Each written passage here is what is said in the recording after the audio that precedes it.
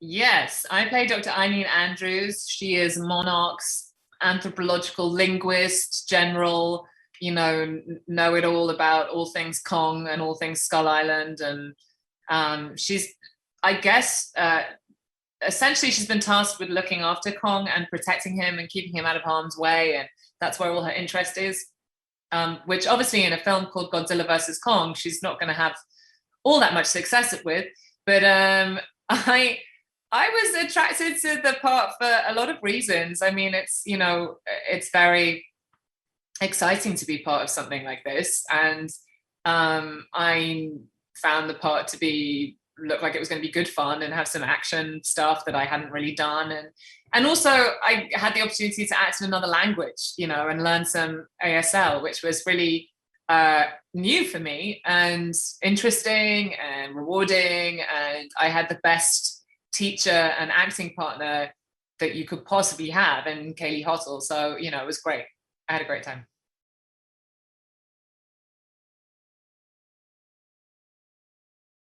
I learned it for this role. I didn't know any. And Kaylee and her father, and sometimes her mother, and sometimes there was another, one of her interpreters would also help. But there was a big sort of gang of people that would help me. And not only on the scenes, but, when we were hanging out all day on set and just being together, they were very generous with just trying to keep my coaching up so that I could hang out and chat with everybody. And it was really an incredible experience because I think there's some some biases and some things that aren't very known to people in the hearing community about signing. I think we all assume that it's about finger movements, and if you just get the finger movements right, then you're fine. And the thing that was a real revelation for me was that it's, when you watch everyone sign together, they don't look at each other's hands, they're looking at each other's faces. And, the biggest notes that I would always get from Kaylee's father was, you need to be doing more with your face, more. You're communicating 70% of the language is in what you're doing with your face. Because the sign itself is very simple. It's this gives it everything that you're trying to communicate, which is actually pretty close to what I do as an actor. So that was very fascinating to think about that, the very minutiae, because I don't really think about my face all that much when I'm acting, but it was interesting in this instance to really have to focus on that.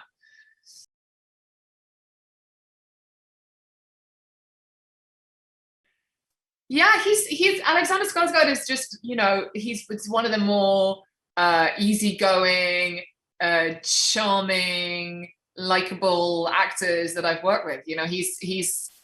He definitely appreciates a joke and is definitely prepared to look silly, which I think is very important when you're both standing together staring at a moving laser light on a wall and trying to be serious about it. I think, a sort of an appreciation of the ridiculous is very important. So we laughed a lot, and I think that was very helpful.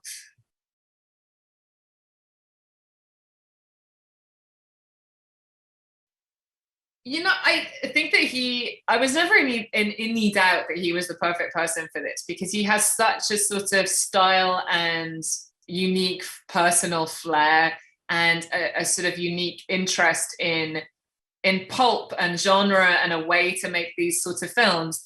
And that was really exciting. And I think it sort of permeated the set, whether it was the music choices or the sort of neon color or I don't know, this sort of feel of the movie was very much him.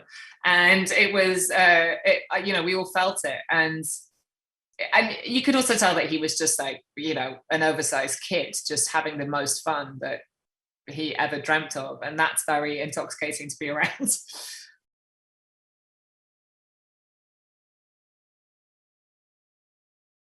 It's a bit like working in a theme park. It's very surprising.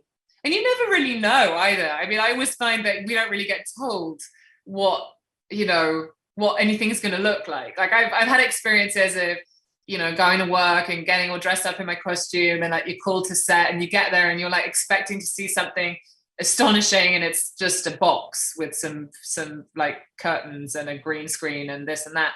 And so, you know, you're like 50-50, it might be that, it might be this. And I just remember walking onto the set for, you know, like the middle of the earth business, and being like, I can't believe this. It's like the size of a football pitch, and there was fire going off and rocks and things full. I mean, I was like, this is, I don't even know where to begin actually with how surprised I am by this. It was really great.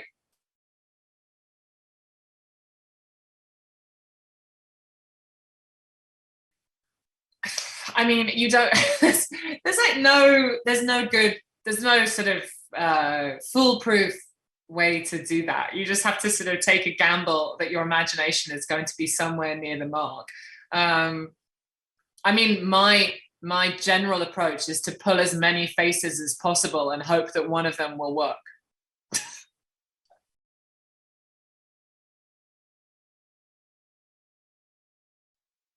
Mm. How can I say that without giving anything away? That's a catch question. How am I meant to? I don't know how to. I'm looking forward to everyone seeing the really good scenes.